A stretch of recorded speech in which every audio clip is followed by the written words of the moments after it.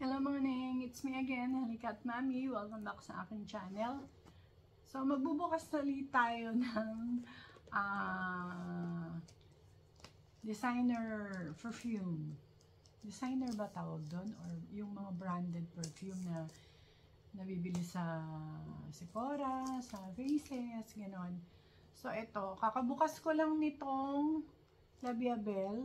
Isa to dun sa nabili ko dun, nung nag-sale. And then itong Lent Tresor. Tatlo lang yung nabili ko. Unang bili ko na itong 2025. Kasi nag-sale sila. 30%. Yan. So ito na yung pangatlo.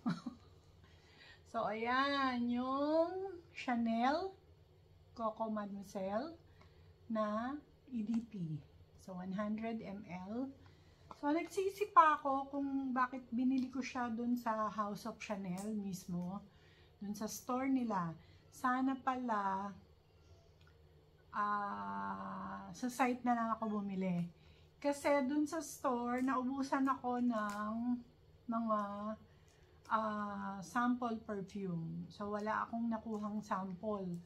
Kung dun ako sa site bumili, malamang meron akong at least 3 sample. Next time, hindi na ako bibili sa store. Sa site na lang talaga ako bibili para makakuha ko ng mga sample. Kasi hindi naman talaga, ito lang, itong dalawa lang yung sale, 30%. And then ito is, hindi naman siya sale kasi hindi naman nagsisale ang Chanel. Yun lang, masaklap. So, open na natin.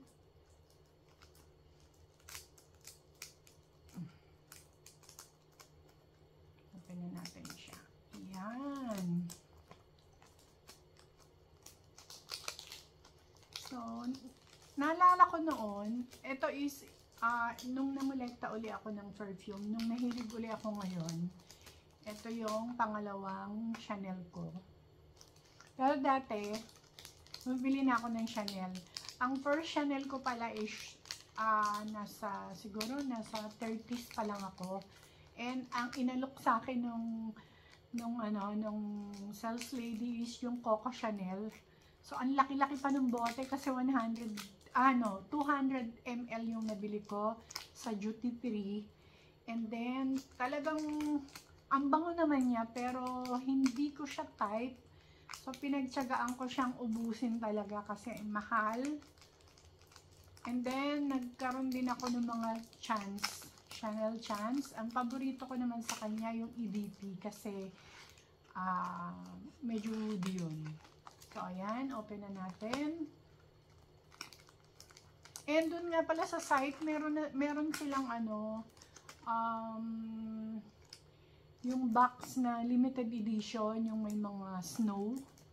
Dun sa store is wala. So, nagsisisi talaga ako.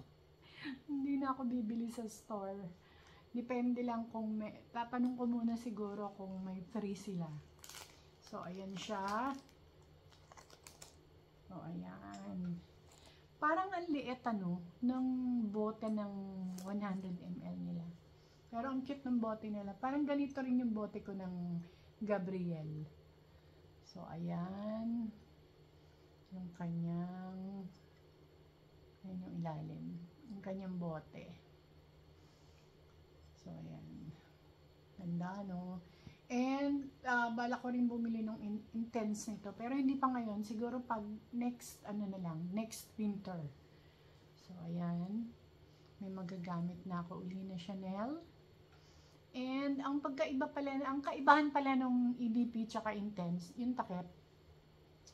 Makikita nyo tong takip na to is frosted. Yan is EDP. And then yung kanilang Intense is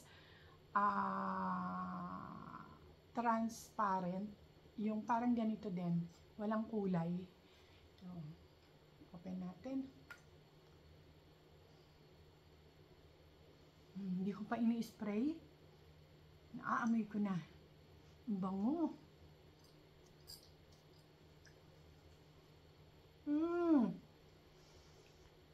Amoy ko agad yung aldehyde niya.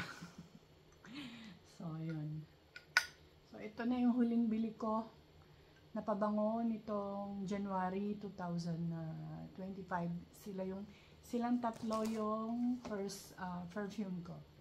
So, yan. Ang bango niya. Kung gusto niyo nung